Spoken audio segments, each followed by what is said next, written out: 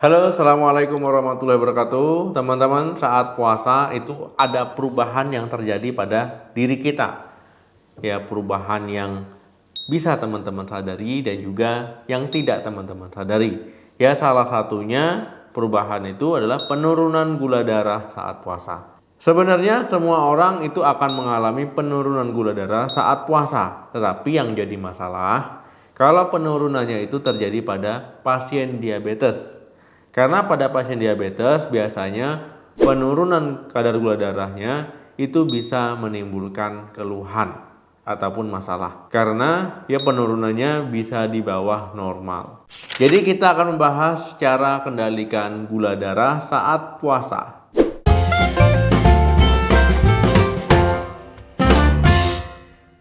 Pada orang yang memiliki diabetes, yaitu kadar gula darahnya itu bisa tidak normal saat puasa. Ya bisa hipoglikemi ataupun gula darahnya terlalu rendah. Bisa juga nanti terjadi hiperglikemi ataupun gula darahnya itu terlalu tinggi ya di atas normal.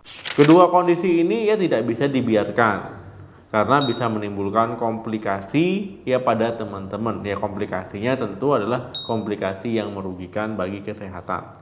Jadi ada beberapa cara yang bisa teman-teman lakukan ya untuk mengendalikan kadar gula darahnya agar terkendali. Ya apalagi teman-teman penderita diabetes. Di antaranya yang pertama, cukupi kebutuhan cairan. Minum air yang cukup ini harus teman-teman lakukan agar tubuh terhidrasi dengan baik, ya tidak kekurangan cairan. Tetapi hindarilah minuman yang terlalu manis ataupun minuman yang manis-manis. Karena ketika berbuka puasa, teman-teman langsung mengkonsumsi minuman manis, ya ini bisa membuat kadar gula darah itu melonjak naik tiba-tiba. Jadi teman-teman ya harus mencukupi kebutuhan cairan ya paling tidak 8 gelas dalam waktu satu hari. Ya mulai dari buka puasa sampai sahur. Nah saya ingatkan jangan mengkonsumsi air putih terlalu banyak dalam satu waktu. Karena nanti bisa mengalami perut kembung ataupun perutnya jadi sakit.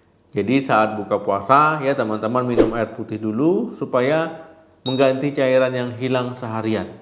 Nah barulah teman-teman mengkonsumsi makanan ringan ya. Nah kalau seandainya kekurangan cairan ini juga bisa membuat kadar gula darah jadi tinggi. Kedua, atur porsi makan.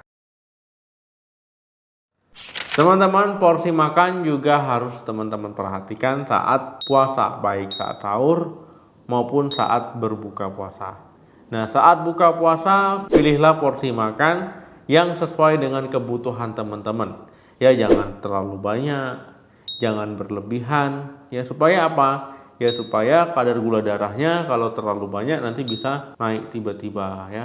Kalau terlalu sedikit nanti teman-teman kadar gula darahnya bisa rendah. Jadi atur porsi makan sesuai kebutuhan teman-teman. Ketiga, atur waktu makan.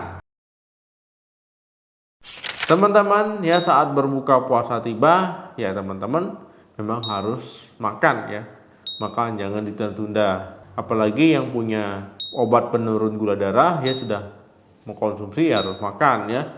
Nah jangan sampai teman-teman konsumsi tidak makan-makan. Begitu juga dengan suntik insulin. Sudah suntik insulin ya nggak makan-makan, itu nggak boleh ya. Harus sesuai dengan kebutuhan teman-teman dan juga petunjuk penggunaan. Kalau teman-teman ragu bagaimana cara penggunaan obat ketika puasa ya bisa berkonsultasi ke dokter. Dok, ini insulinnya kapan disuntik? Obatnya kapan diminum ya seperti itu. Kemudian ketika waktu sahur tiba, ya usahakan sahurnya itu mepet-mepet ya mepet-mepet. Jangan sahurnya jam 12, jam 1 ya mepet-mepet ya saat mau habis waktu sahur. Supaya apa? Supaya teman-teman lebih lama tahannya gitu. Jadi teman-teman ya itu tidak terlalu lapar dan juga kadar gula darah itu bisa terkendali. Nah, kalau teman-teman misalkan ya mengecek kadar gula darahnya misalkan di siang hari ataupun setelah makan 2 jam ya, itu gula darahnya terlalu rendah misalkan di bawah 70 ataupun di atas 300 ya, mengalami keluhan ya, teman-teman langsung batalkan puasanya. Itu jangan lagi ditunda, misalkan gula darah 60 masih kuat nih nggak boleh ya, langsung batalkan saja. Keempat, cukupi kebutuhan gizi. Teman-teman ya tidak hanya memperhatikan porsi makan, waktu makan, tetapi juga teman-teman harus memperhatikan komposisi dari makanan ya, gizinya, mulai dari karbohidrat. Nah teman-teman, ya daripada mengkonsumsi karbohidrat sederhana, ya misalkan nasi putih, ya ataupun misalkan gula, ya makanan manis, ataupun karbohidrat sederhana lainnya, teman-teman pilih karbohidrat kompleks, misalkan nasi merah, ya gandum. Nah ini tujuannya apa ya, supaya makanan bisa bertahan lama, ya kemudian juga ini tidak membuat kadar gula darah teman-teman melonjak tiba-tiba. Protein. Nah teman-teman, saat konsumsi protein yang dianjurkan ya mulai dari dada ayam, ikan, telur, ya tahu tempe, daging tanpa lemak, ya susu rendah lemak. Nah ini adalah pilihan yang direkomendasikan. Ya hindari makanan yang digoreng, makanan yang mengandung lemak jahat. Kemudian lemak. Teman-teman, ya lemak juga harus teman-teman cukupi kebutuhannya, tapi di sini lemaknya lemak sehat. Ya misalkan minyak ikan, ya, kemudian minyak zaitun, minyak canola, ataupun misalkan alpukat, nah ataupun minyak sehat lainnya. Nah, jangan konsumsi penggunaan mentega ketika memasak. Ya, jadi teman-teman harus menghindari lemak jahat. Vitamin dan mineral.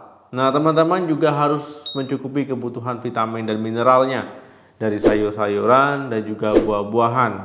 Nah, vitamin dan mineral ini diperlukan tubuh supaya tubuh bisa bekerja dengan normal, dengan baik ya, agar tubuh tetap sehat, agar imunitas tetap kuat.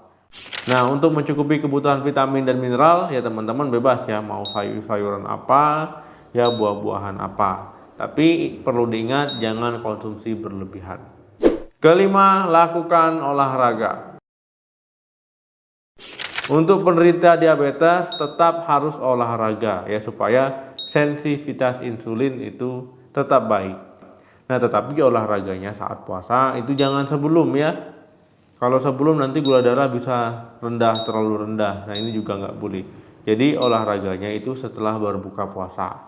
Teman-teman ya bisa olahraga misalkan 30 menit per hari ya, ataupun disesuaikan dengan kemampuan teman-teman. Keenam, konsultasikan ke dokter. Saat teman-teman memutuskan puasa, ya sebaiknya konsultasikan ke dokter kalau memang teman-teman punya penyakit diabetes ya.